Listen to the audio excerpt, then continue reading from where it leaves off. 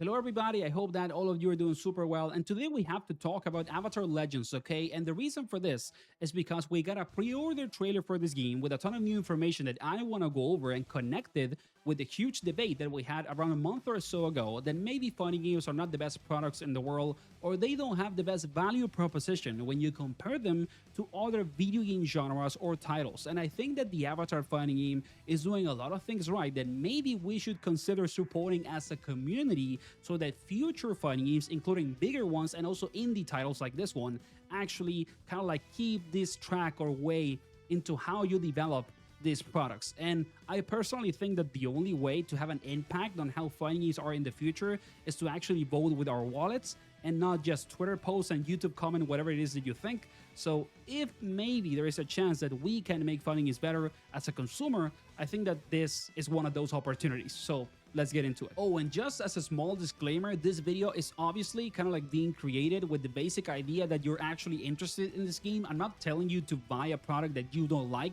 or you don't want to buy, okay? So don't go crazy over that. Like and subscribe if you want to support the channel also, thank you. And now let's go over as to why maybe you should buy this game if you're actually interested on it, okay? The first thing is that the full price of this game is actually $30 in the United States at least, and it has real regional pricing, okay? So they are being respectful with what their game is as a product. They are not charging a full price AAA premium price for a game that is clearly a quote-unquote indie title. It is a mid-budget indie title. It's not like super cheap, but it is also not a giant, super excessively big budget game, and they're being respectful of that. And the fact also that this game has real regional pricing is really good, okay? If you look at the price of this game in places like South America, for example, on Steam, it is significantly cheaper than on the US. And that's fair because the overall wages on those regions and other parts of the world are much lower than in the United States. So regional pricing, what it does is that it creates an opportunity to make games more accessible to other places in the world in which maybe they don't earn as much money as in the US, okay? So this is a first point that is really important. The fact that they are being, fair with the price of the game overall is key, and it's something that we need to see in most of the other fighting games in the future, instead of getting, kind of like the Hunter x Hunter situations all over again, which is something that should ideally not happen that often, okay? If you're making a game that is clearly not a AAA premium fighting game, you should not be charging a full price for it. Okay, then second reason why maybe you should support this game and it is a good product is that it is actually pretty feature rich for a fighting game and for an indie title, okay? It's gonna be a game that has crossplay and rollback, and I played the second beta, so I have experience with it, and the netcode is really high quality, super good. So those are the basic features that we want in every single fighting game that comes out, and these guys are doing that, both rollback and crossplay. Then also the game has single player content. It's not only, a net play simulator, it has a story mode, it has an arcade mode. So if you're someone that just likes this IP, and you want to kind of experience a good Avatar video game, right? You have the opportunity to just pick your favorite character, play story mode and arcade mode, and have a ton of fun, and then maybe get that crazier, more hardcore experience, and jump into a robust training mode, because this game has a really good training mode, actually, super good, and also to the net play. So it is actually also very relevant that this game is trying to be a really good product and overall quality. It's not only a game that you're gonna buy to then be on training mode 24/7 and play online, and it's the only thing that you can do. This is actually trying to attract different audiences within the FGC and outside of it that want to maybe engage with this game on a different way than the net play. So that's another point that every single fighting game after this one or in the future or whatever should ideally have. And it is a really good thing that the game is actually feature rich overall. Then we move into the third reason, and that is that this game is actually content packed, not only within its features and game modes, but also on what it brings if you buy the deluxe edition, okay? The deluxe edition actually has a digital art book, it has the OST of the game, it has the entire Year 1 DLC, and it's actually 5 characters. That's even more than what we were gonna get with Marvel Talk On, which is a tag game, and this is actually 1v1, and it is a sprite-based, okay? It's hand-drawn animations, so it is really cool that if you put a little bit more money into it and you support it, on a more stronger way, it actually has a ton of more content into it. It's not just, an excuse to pay more money. And then if you pre-order the game, they're actually gonna make a voting style DLC. So that's gonna help you to kind of choose what characters you want to see within the game, which is amazing.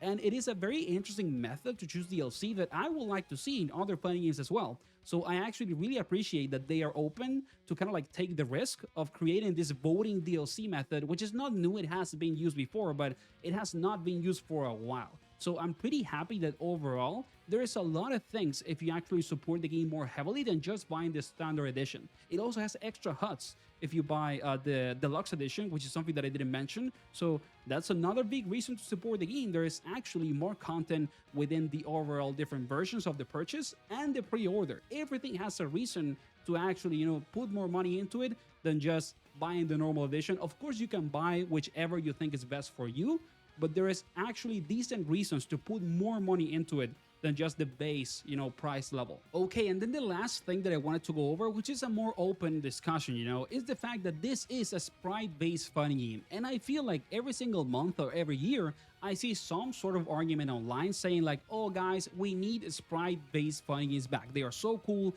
We need hand-drawn animations. They're amazing. And this game is doing that, okay? It is actually doing something that is really hard, that is uncommon in the fighting game genre overall at the moment. And the amount of games that we get nowadays that are sprite-based and hand-drawn are very little, okay?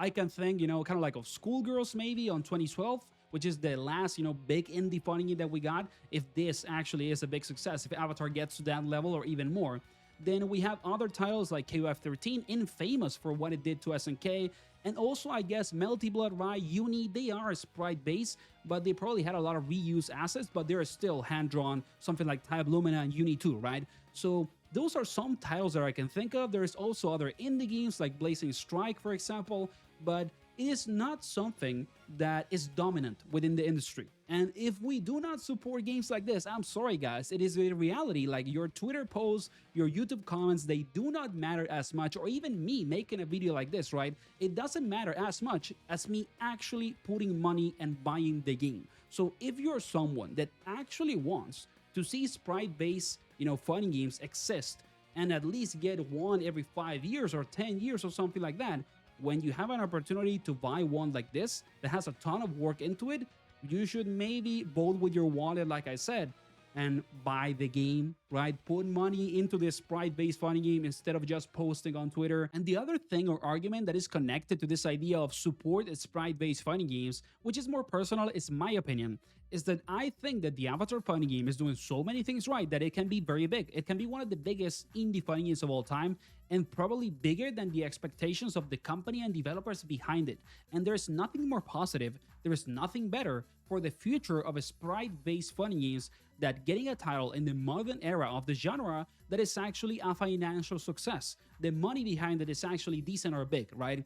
Why do you think that we're getting so many tag fighting games and so many comebacks from 3D fighting game franchises? Because the best-selling fighting games of the last decade or so were Dragon Ball FighterZ and Tekken 7. You're not getting like, the next Virtua Fighter because you put a post on Twitter that you hate Tekken 8 and you want a more footsie grounded 3D game. No, you're getting it because Tekken 7 sold really well. And you're getting a game like Marvel Talk-On because Dragon Ball FighterZ sold very well as well. It is not the only reason. I'm not saying that that is, the unique thing that's making this specific subgenres of fighting games actually be kind of like on the spotlight right now, but it is for sure a significant part of it. So if Avatar is actually big, if it sells really well, then maybe in the future, if you want more sprite-based fighting games, you're actually gonna get them. So yeah, that was the video. I wanted to kind of discuss this, situation because I personally think that someone like me that is a content creator and that wants fighting games to be bigger and better